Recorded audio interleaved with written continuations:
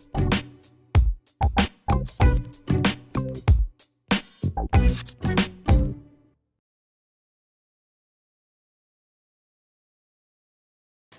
we're actually going to open it up to the roundtable discussion, and we're going to start with Anna. Well, first of all, I also would like to thank you all for coming on this day before, I guess, official proceedings. So this is really great. Thank you. I mean, Mark, how do I follow that? That was just absolutely virtuoso. Thank you so much. I mean, you know, I had my own little comments because we're supposed to take like 2-3 minutes and ask our question, but I'm going to segue to sort of try to encapsulate some of what we think are some of the key points that you raised, and then to frame our discussion and our posing of some questions to you guys about pedagogy and race and media, and how is it that we teach race and media today. So let me just kind of briefly mention a couple of points. I am not going to try to summarize or address the points that you made because I couldn't do it as eloquently, or I would get overwhelmed with the copious notes that I've taken here. But I was interested in this dichotomy of the legibility and illegibility of Black male bodies and Black masculinity. And I love your posing of this idea of a progressive Black masculinity that we can try to unpack along with the limits of that Black progressive masculinity. And I think that's going to be so rich and people will want to address some of those. One other thing. I love the fact that you talk about the querying of Black identity, period, writ large, because of our predicament as Black people. And I certainly feel that as a Black woman scholar at a historically white college and university, the WHCU. So one of the things that I wanted to, wanted to kind of think about in that regard was, how Leroy becomes this kind of seminal moment for you, this generative idea about that. That was really powerful, and I'm looking forward to it, to kind of thinking about that in more detail. I also wanted to just mention, I love your discussion of Avery Brooks, because I thought that was really powerful. But it's also powerful because he was the first one who played Simon Northrop in 12 Years a Slave in Gordon Parks' 1987 PBS 12 Years a Slave that people were acting as if it didn't exist. So I really appreciated that. And also, okay, and so the other thing I really thought was very, very, very, very powerful for us to think about was the way in which we have to be mindful of the kinds of ways that this notion of Black humanity is really key. And just to wrap up, that was one of the questions that I had, because one of the things that we want to do is talk about, so what is important about pedagogy and race and media? We want to talk about why that's important, how that's important, and why and by whom. And so I'm glad that you brought up the why we must humanize Trayvon, in this way, because that was my concern. Can somebody talk me down from this rhetoric of, well, you have to humanize him? I mean, I just want to paraphrase Sojourner Truth. Ain't they always already human? Why do you have to humanize them? So I'll just stop there, and I will turn it over to you, Debbie. Thank you, Anna. One of the things that we did, as Anna stated, want to do is raise these questions so that other people can also address some of these things in the open discussion, but also so that some of the people here on the stage can talk about the reasoning behind this event and the reasoning behind why we are talking about this in a forum that is talking about very directly about teaching. How do we make that relevant? And why is it so important that we find ways to bring these issues and these narratives into our classrooms? And the three of us, Kristen, Miriam, and myself, were part of the academia this summer discussing these issues right after, soon after the Zimmerman verdict. And notice I said the Zimmerman verdict. It's not the Trayvon Martin verdict, because Trayvon Martin didn't do anything except get killed. Sorry, that's something that makes me crazy. And one of the things that became more and more important is how do we talk about this in our classes? And other people are going to relate to this more, but the why, to me, why do we do this, has to do with the fact that we teach film, media, and culture. And we need to give our students tools to be responsible citizens, as well as good media makers and good media critics. And there are so many ways in which things just get elided or erased. And one of the things I think Kristen will talk about further is the idea that we, as people of color, as women of color, have a different burden when teaching these things in the classroom. And I think when we actually say these things out loud in an open forum, it creates a space where we can discuss it. That it's not either black paranoia or some kind of insecurity, it's the truth. There's a different resonance when I teach race and ethnicity than I do when my colleague teaches race and identity, because he is seen to be objective. I am not. So I'm gonna leave that there in terms of why, and if anybody would like to sort of go on. Well, when we were talking about this question, I think we were really thinking about the why as sort of the first level question, the question at the first order of business. It's to understand why this is so important. One of the things we were talking about is the way in which these are all, I mean, as Mark demonstrated so clearly, these are all sort of textbook examples of the kind of theory that we're teaching in our classrooms in the first place. And when you can have such concrete examples to pull from, sort of why not do it, you know? But the idea that we can teach something that is theoretical but then grounded in these concrete examples seems to be part of the reason of why, even from the perspective of effectiveness, even from the perspective of teaching our class as well, that we then, you know, make the theoretical practical, we make it real. But I also think the makeup of our classrooms, depending on where we are, is the other reason of the why, depending on what the presences or absences in those classrooms are that sometimes get ignored or glossed or lost.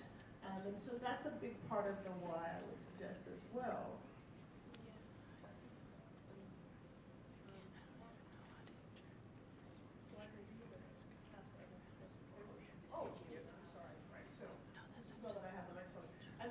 Again, we were thinking about these questions in terms of a kind of order. And so I think the next order that we're thinking about is sort of the how question. And so I'm addressing that to everyone sitting here, which is sort of how do we teach these issues? How do we teach such instances as Trayvon Martin, as the George Zimmerman verdict? How do we teach these examples in our classrooms? And I think part of the way that I want to pose that question has to do with the how. Again, depending on where we are, depending on if we're teaching in a context that's at a historically black college or university or a majority institution, and also if we're teaching in a class that's marked as a class that's raced, so you have sort of believers in the room to begin with, there's some self-selection that's going on, or a class where students may feel ambushed, may feel like it's not fair that we have to talk about race because this is really just media analysis. And so, I think those are the questions that I want to pose to the table as well, sort of the how in these different sorts of contexts.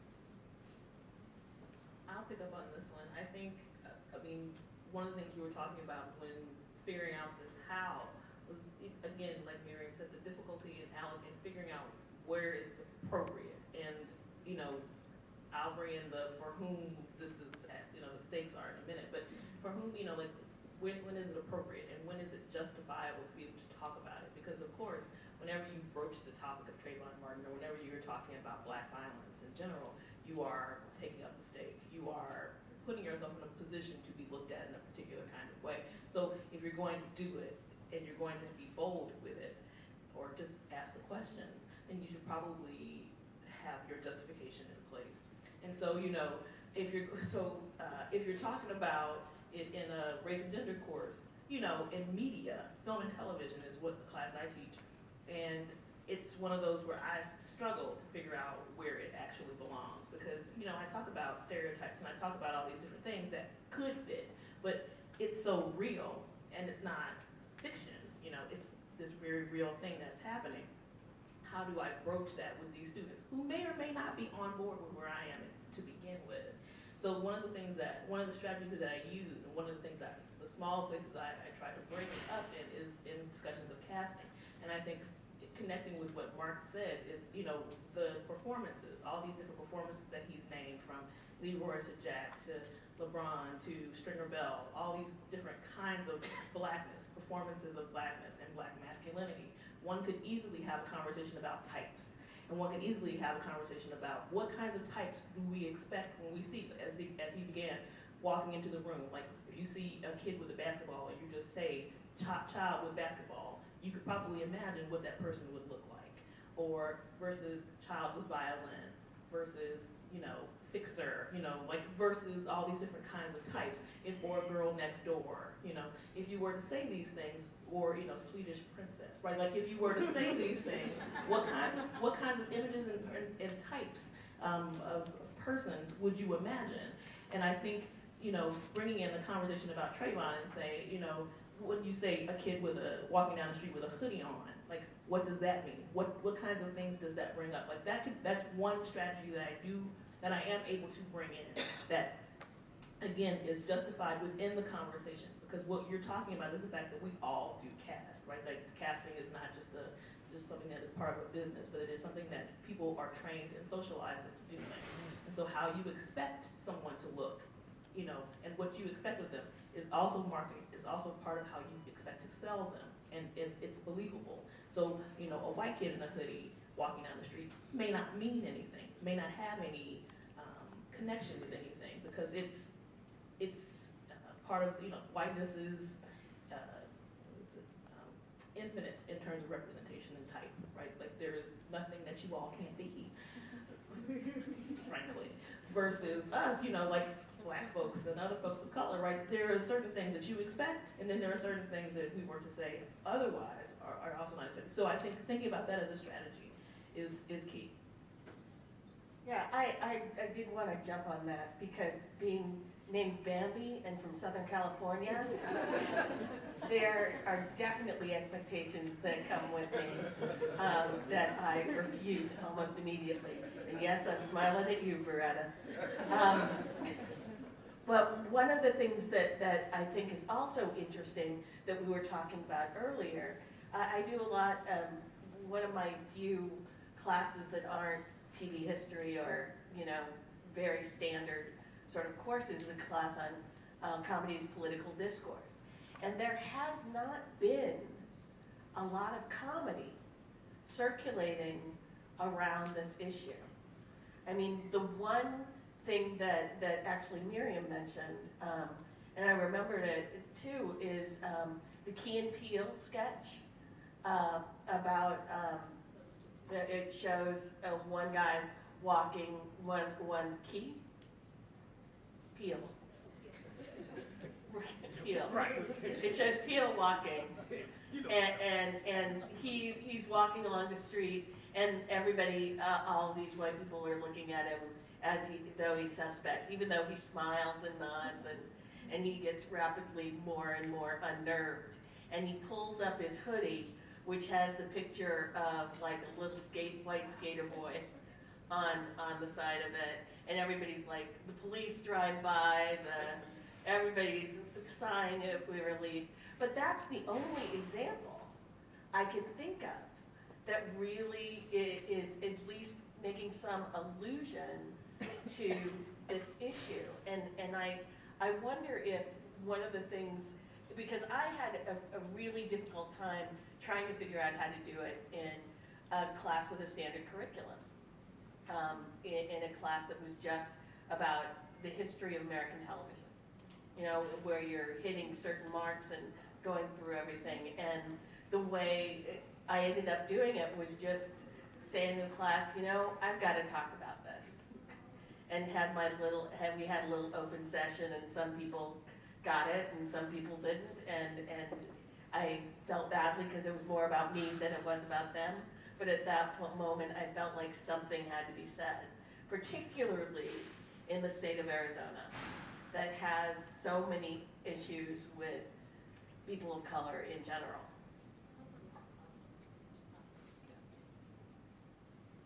One of the other things about the how that's really important too is that it's really important to, in terms of providing your students with tools to discuss this, particularly, as I said, in a white, historically white college or university or in a mainstream or dominant group, is to talk to them a little bit about stereotypes and to remind them that stereotypes aren't necessarily bad.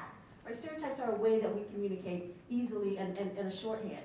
But the idea is to have them understand how stereotypes can do damage.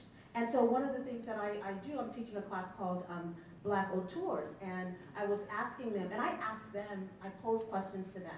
So for example, I was asking them about Tyler Perry. And so I would, say to them, well, what does it mean that Tyler Perry can be in a film like Alex Cross and nobody goes to see it? And the Medea movies just, make big bucks. And the film that he just released on the Single Mothers Club just bombed. And, because Tyler Perry is himself. And so what does that say about Black masculinity in a larger societal context? So it's really important for us to ask them those pointed questions. And then finally, in terms of the how, as an African American woman or male teaching in a non-Black studies or Africana studies context, and you're teaching race, your body is going to signify, as Lynn Spiegel told me, who was my dissertation director, your body's going to signify anyway. And so if we also remind our students, or if we talk about white directors in the way we talk about Black directors, that may also help make the point. Because when whites study whites, it's not mentioned in those terms. So if we study Blacks, and we're being somehow too sensitive, or we're somehow, only folk, we're not being upset. So I think those are important points. I would just to tag that before we move to the last question, I would say that it's also important to remember that with stereotypes, like one of the things that Mark mentioned were all these different performances, all these different kinds of progressive representation in that. But end of the day, the types still play. So it doesn't matter, how many wonderful versions of Blackness you have. If you walk up to someone's door in the middle of the night, you can still get shot in the face. And this is something that we can't, that we cannot negate, or that will not be mitigated, even with all these different, progressive types. And that's a really harsh reality to say in a classroom, but it also is important if you're going to talk about the potential of stereotypes, if you're going to talk about why is it so important, what is it that we fear will happen, and is it something that we can actually negotiate, is it actually something that we can do anything about? Which leads to the last bit, which is the part that Anna was talking about with regard to identity, and with our identities as people of color, as women of color, that when we stand up to say anything about, Trayvon or Renisha McBride or any of these different examples of racial violence, that we all have a stake. And again, having to discuss our stake, having to acknowledge it, like what are the difficulties, what are the challenges that come with that? That's my question.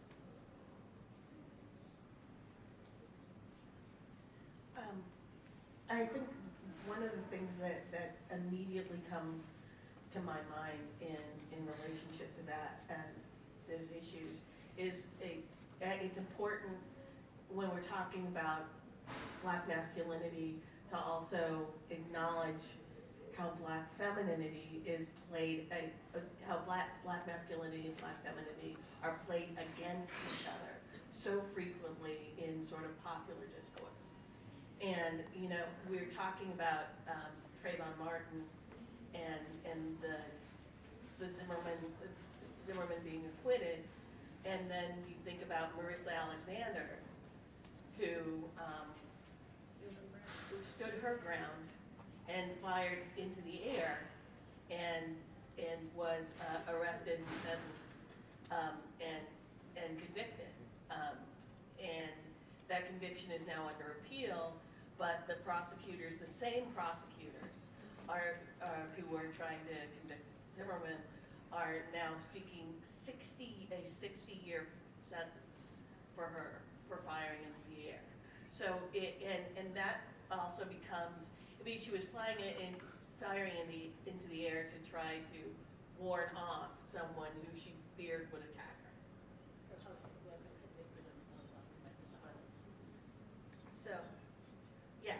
So I think that gender definitely becomes an issue that we also have to look at.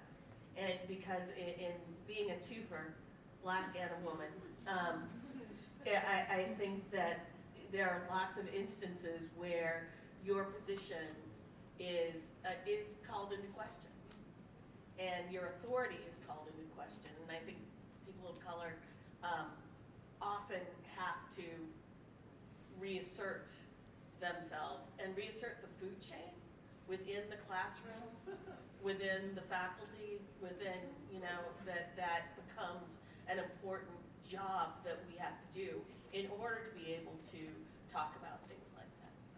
And as Anna mentioned, we'd like to open this up to anybody who would, unless anybody has anything to add. There's one other thing I wanted to say about, I mean, this question of sort of who we are when we teach this work and who are the people that we teach it to. And to some extent, I think part of the answer to this question is something that Bambi said to me and another colleague of mine, Novi Ray Rooks, told me, which is at some point you sort of step back from the illusion of objectivity because there's a way in which, as folk of color, as women, as queer folk, we're held to a certain standard of objectivity that other folks' bodies just sort of body into the space. Like white maleness is objectivity, so they don't have to say it or something. But there's a way in which sort of pulling back the curtain from that illusion and just sort of saying, this is where I stand on this issue. So I'm going to be coming from this place as we talk about this. It may be that you're coming from another place, which is just fine. But I'm also going to be marshaling evidence and speaking from text and not just speaking out of my body. So I would like for you to do the same. That sort of thing is a way that you don't have to sort of just be saddled by that. It's still going to be the way that people read you, there's no question. But just stepping up to the fact that that's an illusion and that's not something that you're going to be held responsible for in that way, I think is really useful as well. You will be held responsible on your evaluations, however. And I mean, and that's real. I mean, like that's not a minor, small thing to say. Is that if you already are a woman of color, then you already have a couple of things that you have to be consciously aware of at all times, right? And so, you know, your students. I mean, I teach at the University of Alabama. They have their things, you know. And so how I go about discussing the things that they have, how I go about, trying to pull up some of those histories that they may not be comfortable with, when I am in many ways having to also sort of negotiate the ways that our administration negotiates their history of walking through the doors and everything, right? 50 years. So, so it's one of those things that it's always so cautious. And I just want to say, like, if you are terrified, I completely understand your place, right? Like, we all know the politics of respectability. And we all know that as much as we want to strike out against it in the classroom, it becomes really difficult to do so. Because you don't want to get in your feelings. I just want to go to vernacular here. You don't want to go into your feelings and end up, creating a situation between you and a student that could easily be read in any context, not in your favor. And so there are certain things where like, if I'm not really able to talk about this, and I'm not able to talk about it without like my feelings getting into the mix, and in a way that this child might read me as hating on her or being a racist or something that is not actually what's happening, but it's, you know, what she thinks, and they pay. So, you know, when that happens, like, how do you, so I don't think that it's wrong for you to sort of think about it and go, well, you know what, maybe not this semester. Maybe I'll wait and figure out what it is I really want to say. Maybe I'll figure out an object lesson that will work in a way that wouldn't make me the one that looks like the issue, because all I'm doing is asking questions. Maybe, you know, I can come up with an activity that sort of parallels with this and let them come into the conversation with it. Like, if that's the way that you need to go about it, then I fully recommend that, because, I mean, it's real. Like, we have jobs, we want jobs, we want to keep our jobs. And so as such, we need to figure out how to also do this in a way that will keep you as protected as you can be. So, like the last example I'll give before anybody else has anything, and we open up to questions, is the best example I have of late was the slut walk, I think 2011, after the girl raised the wonderful poster that women are the niggers of the world, right? I brought that into my class after it happened, because I was like, I know exactly why I'm mad about it, and yet I got into the classroom and I was not able to articulate it clearly, because all I knew was I was mad. And the children, like, were not really ready for why I might be mad. And I kept trying to figure it out and, like, work it through logic, and they just didn't pick it up. And so I got madder, and they got madder, and we just didn't come to any sort of conclusion about it. So I left that alone until I was ready to, again, like, pick it up a year later, when I could actually say, okay, so here are the different readings that we're going to talk about. Here's why this is problematic. Let me build up to it so that you see how to do it. Take some time if you need to figure out how you want to feel about it. And there is, you know, absolutely nothing wrong with that, I would say. So should we open up the floor, Trayvon Martin, as a teachable moment? And yeah, please step to the microphone. So please, people, I know you guys have something to say. This is really provocative, right? So please stand up and let's hear from you guys. Hello. I just want to say thank you to the panel first and foremost, which was great. I chatted with some of you about this earlier. One of the things that for me was interesting about teaching, I refer to it as the Trayvon Martin murder, because it actually, this came up in my media analysis class before the trial actually happened. What I found useful was thinking about this in sort of a way of teaching students how the media works.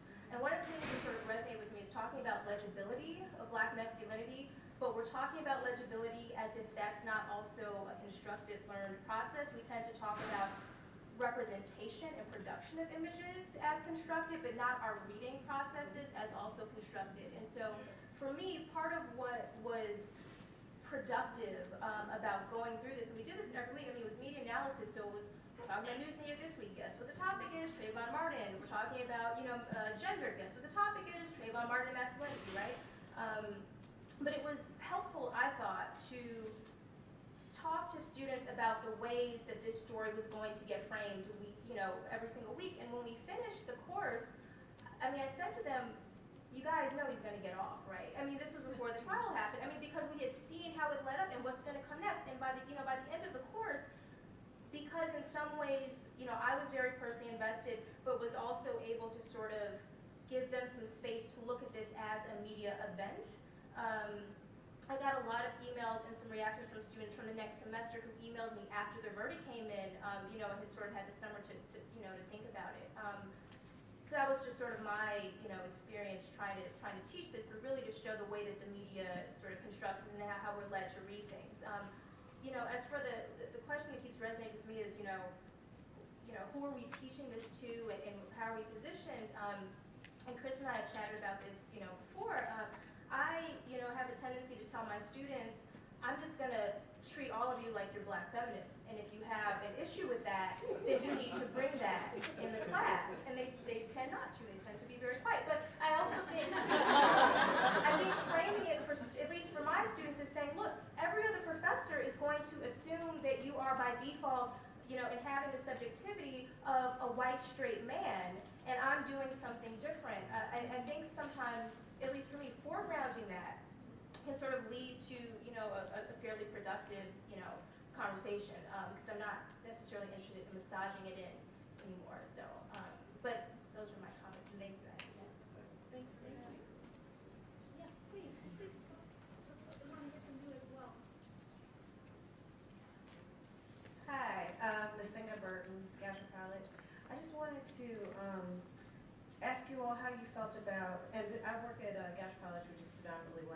chair of the Department of Communication and Media Studies, and I do what I call the heavy lifting. I do the courses on race, class, and gender.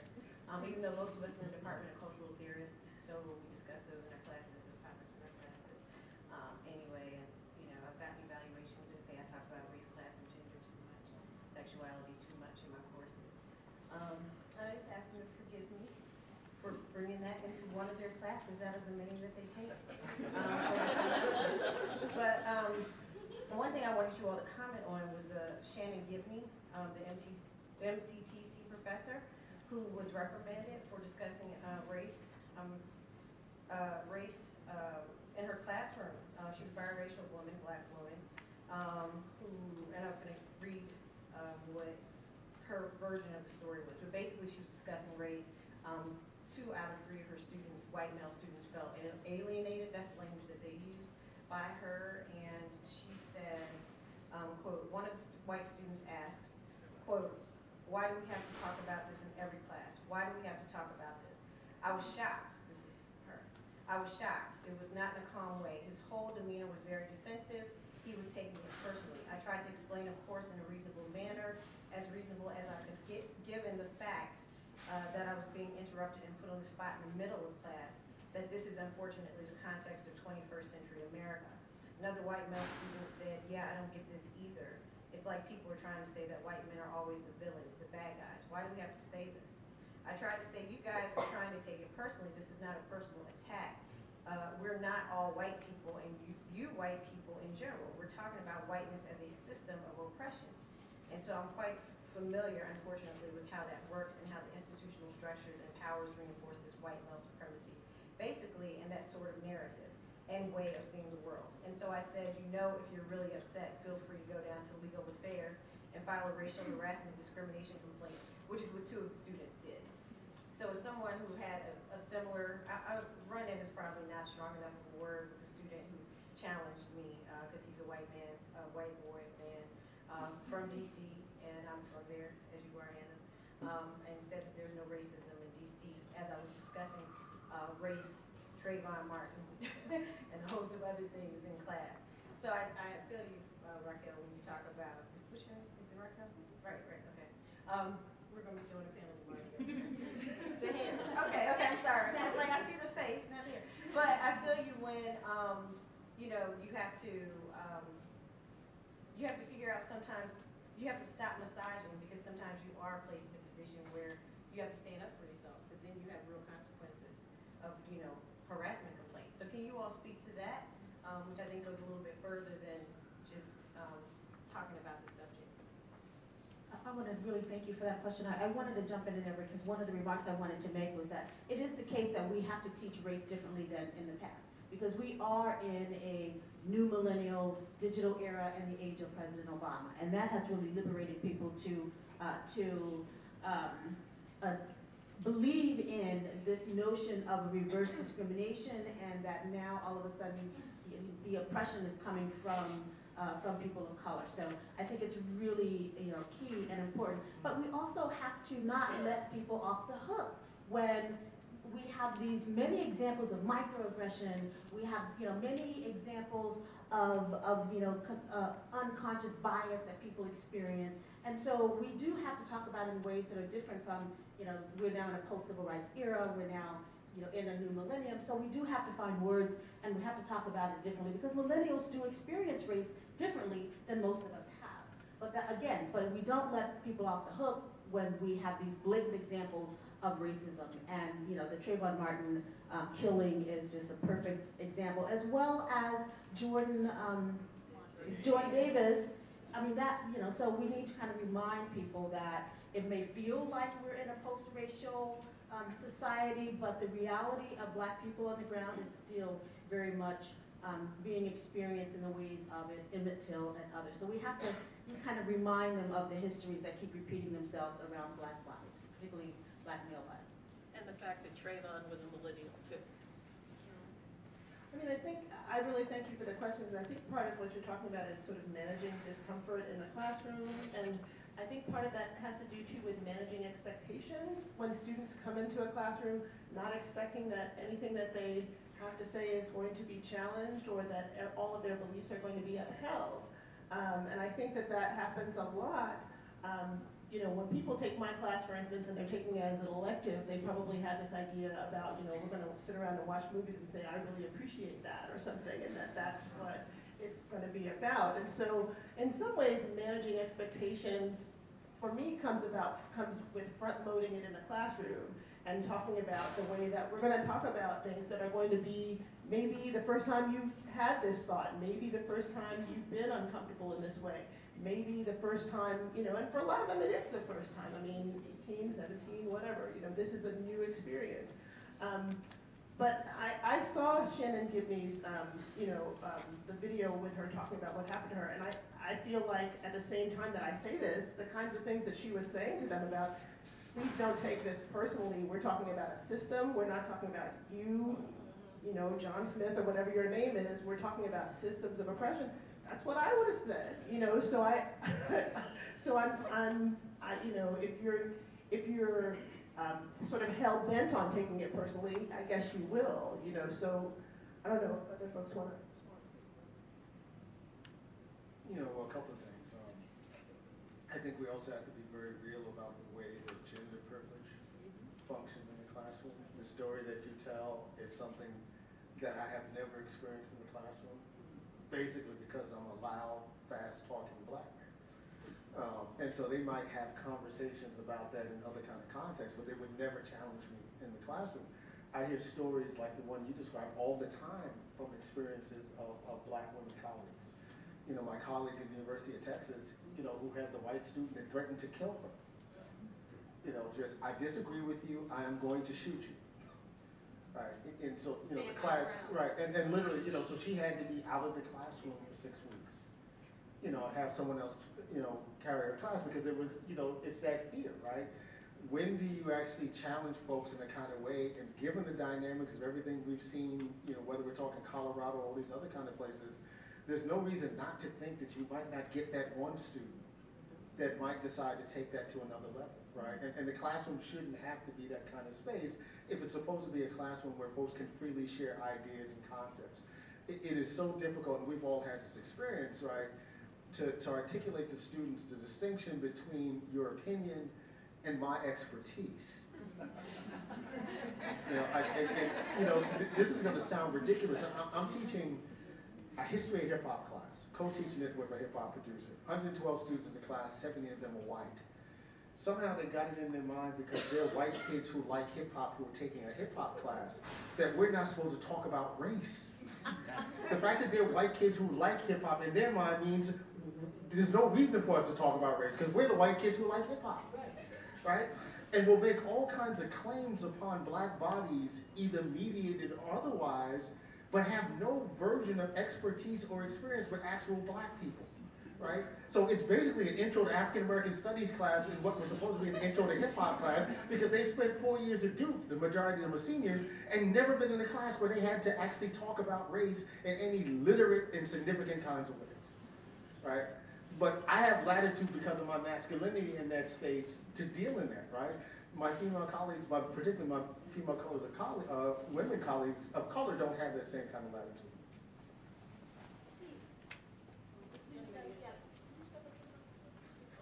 I'll be quick. First of all, I think as far as pedagogical strategies, merging queering with African American representation is brilliant, and just kind of rethinking stereotyping from the vantage point of queering is just so interesting, and it just, my mind is, I wish I would sort of jet lag, because I do it. As for Bandy's question about comedy in relation to Trayvon Martin, it struck me that it might be fascinating to do a reception analysis of Neighborhood Watch, which I never saw. It's the Ben Stiller movie that came out.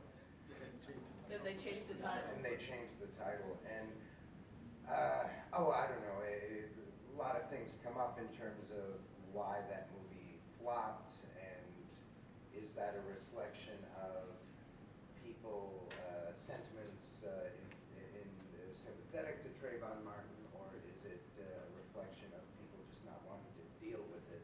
But it would be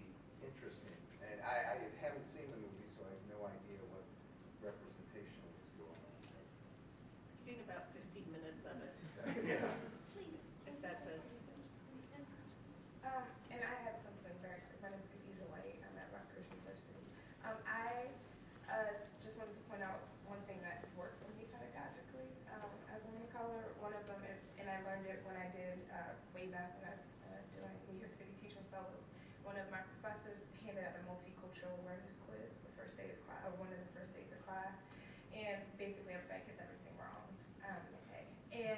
So I think it just kind of displaces the ego and the privilege in the room when people don't know that there's a disparity between crack cocaine sentencing and cocaine and all sorts of other facts around queerness and sexuality, and that media representations are a big part of why they don't know what they don't know. And so from the very beginning, it's like, oh, actually, you don't know as much as you do, or you think you do. And then the other thing, which I'm sure everybody in this room does, is use films and documentaries all the time, which kind of, as a woman of color, I feel like it helps me because it means that I'm not the only voice speaking in the room. And it allows them to understand that the stuff that they're learning is not about my opinion, but it's actually a conversation. So just wanted to throw that out there.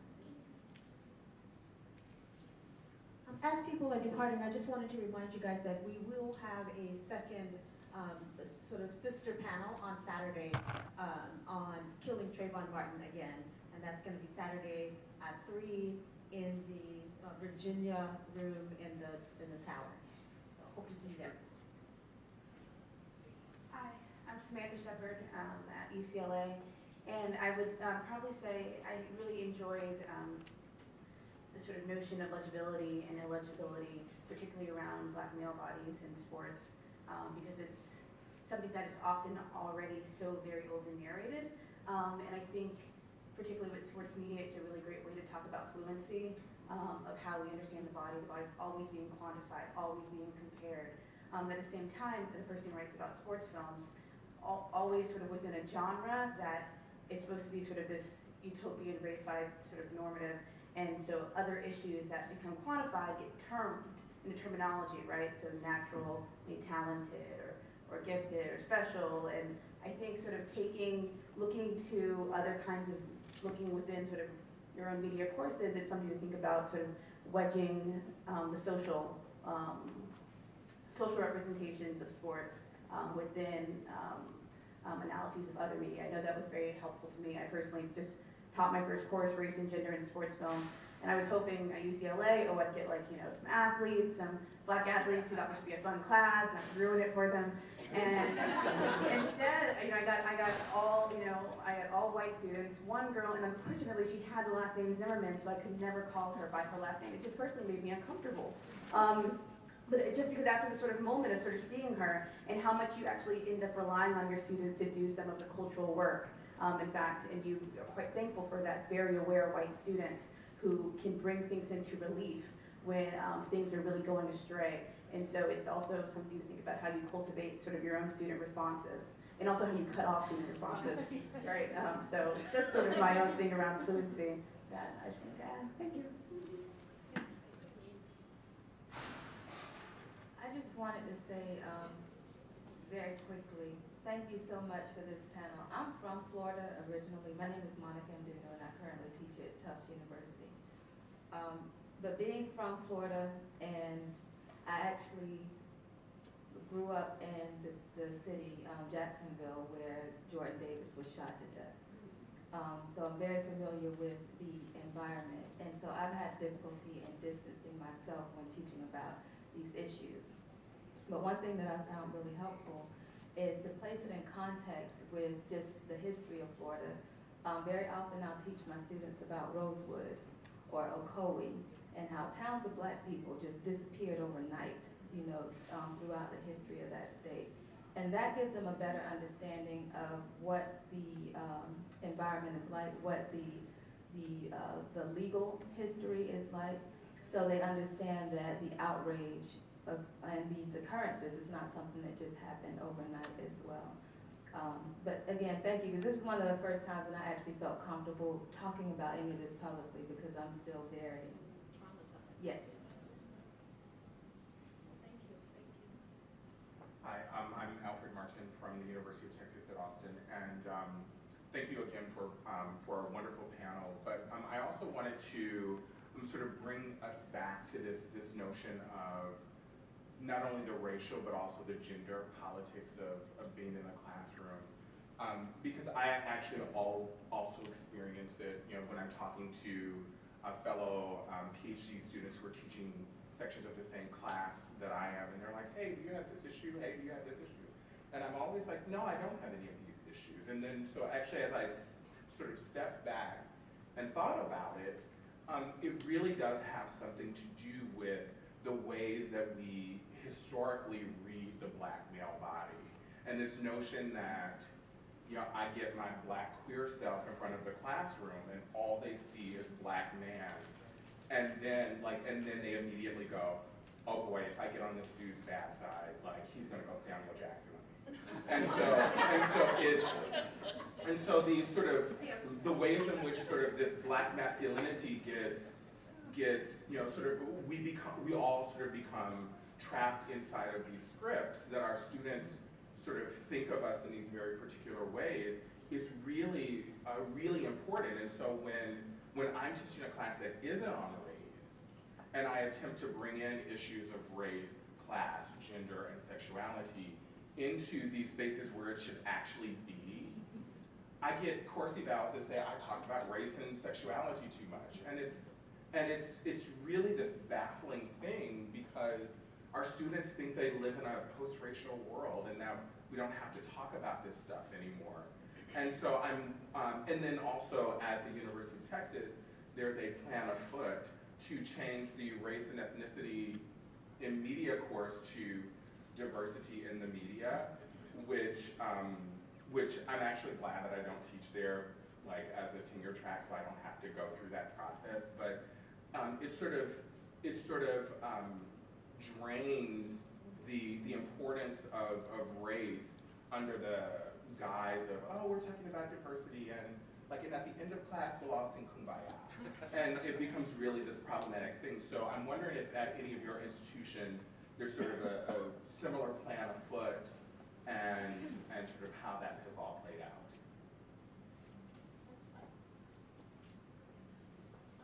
I just wanted to mention, as you were talking, I try to avoid that too. I teach at UC Santa Maria, and I taught a class called Race, Class, and Gender in Science Fiction, right? That's like on the syllabus, you know, you sign up for it, and I still got evaluations that she was talking about race, class, and gender.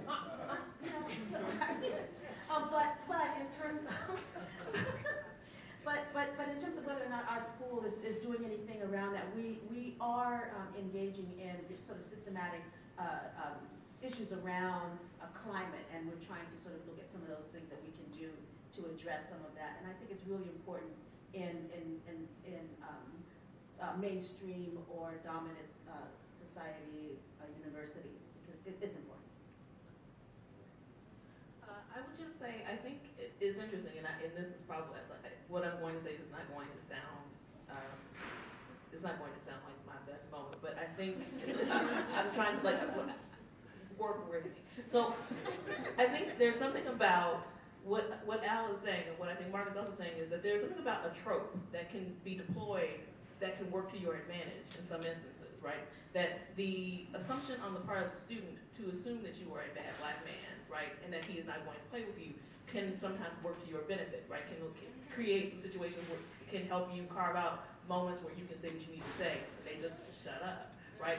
Conversely, participating as a very loud, very sort of like righteous Black woman can sometimes, and in some instances, if you must insist, angry. Like if that's the way that you want to perceive me, that's the very first thing that you meet when you greet me. Like I'm not, does that mean? No, not always. But it's a component, right? And so if I can scare the hell out of you that first day, and I'm very kind about it. I mean, it's real. I'm not saying bad things, but I am very frank about what this class is and what my expectations are. If that scares you, if you think I'm gonna nail Carter you to death by 15 weeks later, right? If that's what you assume, then you will know. Like either walk with me or walk on out the door, right? Like that will be one of those two things. I also think that there's also that they see us, and sometimes they may take that mammy thing, right? That nurturing thing, and it's jacked up, and I do not recommend doing it often. But there are some moments, especially in the race courses, where figuring out how to nurture in the way that you are nurturing your white students, right? That you are not trying to make them feel isolated or ostracized, but you want them to be able to participate in the conversation because you care, right? Like, there's a way that you can deploy that thing. And again, like I said, I know it doesn't sound right, and I know that we're shaking our heads and going, no, no, no, don't participate in stereotypes. I understand that, but I think that there is some strategic essentialism that we can utilize for our benefit. Because here's the thing, like, again, if you are trying to protect your job, then you have to think through what it is that they see when they see you, and figure out how not to make that the thing that is, not to make that the anti-thing, but to figure out how to make it work for you. Because they're gonna see you that way, then play it. Play that card in the way that you need to play it. So I think that Al's point, I think that Mark's point about that is a useful strategy when talking about these things. Like, if they see you that way, then how can you bend it to, and not, not to hurt yourself, not to destroy your inner self, but to also toward your benefit. So I think that's an excellent. I think that's an excellent. I was nodding yes the entire time, but I also think that the sort of trope of legibility that we've been coming back to again and again is part of what's at play as well. There's a kind of expectation. I mean, I ended up talking about Trayvon Martin in my passing class, and in that class, it was a class about acts of passing in race in film and media, and part of what we talked about in that class is the sort of expectation of a kind of cultural legibility, and that folk that frustrate that legibility are then suspect, they're deceptive, all of these sorts of things. And so I think that what Kristen is saying is exactly right, that part of it is too the kind of expectation even about the course itself, right? That if you're teaching history of film, the sort of expected cultural read of that is that that's about white people. Like, you can't just be around here and bring black people into that. That's really what that's about. So I've had that experience too, where I taught, Eve's Bayou, in my intro to film class, and maybe CSA, and then all the rest of them were sort of classic Citizen Kane and all this kind of stuff, and got, evaluations that said too many films about black, this is on the semester system, 17 weeks or whatever, and 2 movies about black people, and we have just gone over the edge. But so that if there's a kind of script, even about the content, that's something that you end up having to deal with as well, so that your body is scripted, but also the content itself is scripted, and so engaging with that in some kind of direct way, I think is useful. Yeah, it's especially important, I think, to do that when you have a curriculum. I mean, depending upon what institution you're at, you don't get to have your niche classes. You don't get to teach your specialty. You don't get to, I'll try to do this year. And within the context of that, when I teach, because there are limited television courses, I teach television and cultural studies, but have taught it as history of American television through cultural studies. And that was my way to deal with race and gender and sexuality and class. But you get pushback on that, because they're taking a history of film class, which is normative, and this is sort of this general class. Then why are you talking about black people? Why are you talking about women? Why are you talking about class? And there is definitely some tension around that, just because, and that makes it more important, not less important, in these spaces to begin to actually have diversity in media, in these media studies classes, in terms of what we're teaching. And yet it's difficult to do. I mean, just plain and simple, it's difficult to do when you're already viewed as niched. I mean, we've talked about, the classes being niched, but, we are niched too. We're talking about a race issue, and then everybody looks to me. You know, it happens. But, you know, our consciousness has to be such that it becomes important not only, you know, it's not only about race, it's not only about gender, it's not only about sexuality, it's not only about class, it's not only about ethnicity, it's gotta be about all of them. And as we do that, as we try to, and you know, it's impossible. It's impossible to include everything. It's impossible to look at everything with as much detail as you need to. It reminds me of the you know, the bell hooks phrase of standpoint epistemology. The whole idea that I can never understand particularly your position if I'm not in your position. But it's my job to try. And it's our jobs to try to do the best we can to integrate all of these things in our subject area, whatever it is. Because there are ways about talking about the French New Wave in race. You know, there are ways, I use that anyway. You know, there are definitely ways of integrating these discussions into our topics, and that's what I think is important for us to talk about. But you have a question? I do, yes. So thank you for everything that has been said here and that you've inspired. And I wanted to take advantage of the expertise in the room. I'm Priscilla Ovalle at the University of Oregon.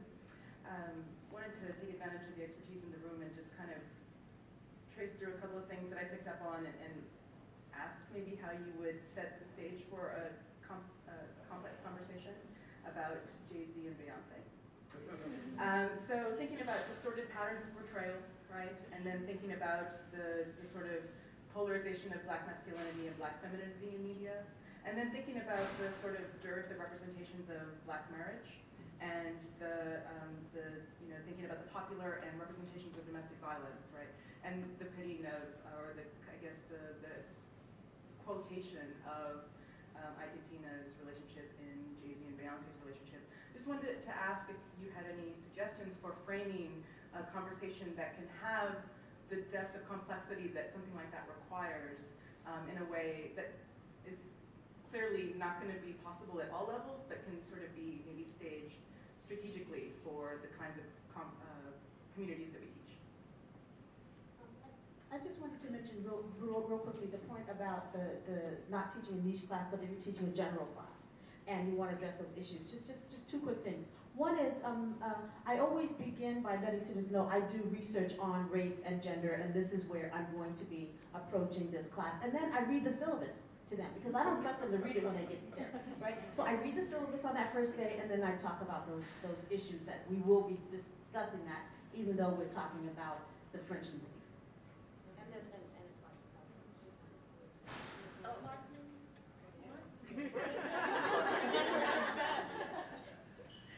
Great question.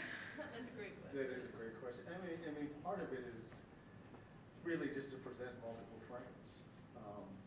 You know, say what you want about the quality of art in their performance. Their performance is layered in all kinds of ways that we need to be able to address. I don't have enough of an expertise, for instance, in S&M to be able to unpack that dynamic of it. As someone who's been married for nearly 23 years, I could imagine that most folks in long-term partnerships, regardless of sexuality, wish that after 20-something years that sex was as exciting as they make it seem it is. But you're also dealing with two very public figures in which they become very adept in presenting our desire for their private lives as real, though it is just that. It's just a performance, right? It's not their private lives, right? It's a faux performance of it, right? Because they know there's an insatiable desire to consume it. And that's essentially what they gave the audience, you know, in that particular performance that night. The Tina Turner reference is complicated. And I say that in the sense that, you know, I was listening to Notorious B.I.G. has a song called Dreams that he recorded in 1994. It's a problematic song on so many different levels, including him basically suggesting that he would be apt to rape what was then a 7-year-old Raven Simone. But there's a lyric very explicitly about Ike Turner and Tina Turner in that song, and there was never any public response to it at all, right? It was, folk just kind of shrugged their shoulders. There's been a long comedic treatment of that particular scene in the film that has been trafficked about in black comedic circles since folks saw it in the film. And so, how do we judge, a couple making reference to this 20 years after the film occurred, in an event that actually occurred 20 years before the film, which was a fictional account because it didn't actually happen the way that it happened in the film. And it's interesting because we're making, the critical response is, what does Tina Turner think about this? What did Tina Turner think about it when she saw this depiction of it, which was not real, right? Which was fictionalized when it was in the film the same time. What I found interesting about that particular moment is that it particularly resonated for a generation of black viewers. Many of my students had no connection to the significance of that reference in the film. It was nothing to them. But when I talk to folks who are of my generation, it resonated in particular kind of ways, and I think it has everything to do with kind of the shifting patterns in black heterosexual desire and coupling from the moment that it appeared, right? Because it was a very public fracturing of our romanticization of black heterosexual relationships in the context of that film, and it spoke to what was happening in black relationships at that period of time. And so, in some ways, even Jay-Z and Beyonce don't have a relationship to that, the way the generation that viewed, the adult generation that viewed it, had that relationship. And how do we, again, have conversations about what is the treatment of domestic violence in popular culture? Is the performance of it always a co-signing of it? What I found interesting, when folks talked about, and legitimately so, that, gave trigger warnings to listening to the song. When you listen to the song very closely, do you hear the way that Jay-Z performs Ike Turner? He says Ike Turner as if it's a trigger. The literal way he performs it is like Ike Turner, Turner, Turner, right? As if he was conscious of what kind of labor that term could do at that particular point in time, right? And I don't think that's unconscious. Right? I also think that Beyonce wrote the lyric. But that's another conversation. It's a Tyson reference too. Right, right.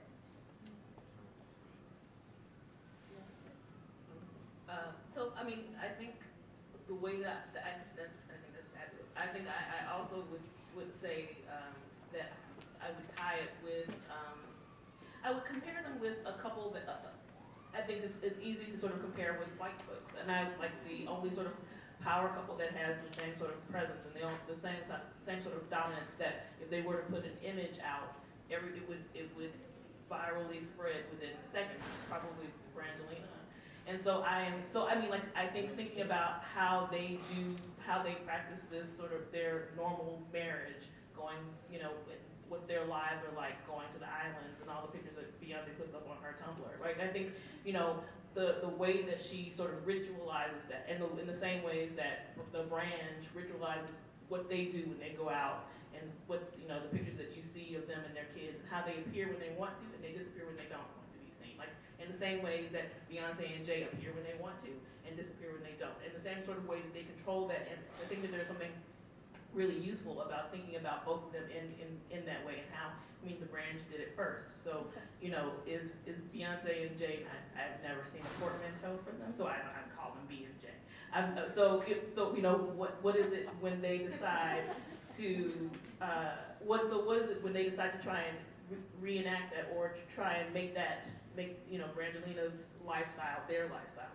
And because there is no lifestyle of black folks who are doing anything to that degree. There is no one. There is simply no one. Nas And Khalees had a little house that they would go and do their dirty work in, allegedly. But I mean, outside of that, we don't know any stories of Michelle and Brooke. yes, Michelle and Barack. They are the only ones, and we don't know nothing. We don't know nothing. We don't know nothing, and don't really want to either. But I mean, so like we don't really have any examples of it. So the only thing we can compare it to would be them. Dirty, messy. So I think it's important to sort of think about contrast and who they are sort of replicating and what that means. Will and Jada. Will and Jada. And all of that. All of it. All. On both sides. Yeah. I just wanted to say also, again, thank you all so much, but we do want to hang out and talk with you guys some more, but for those, folks who like say, we just want to say thank you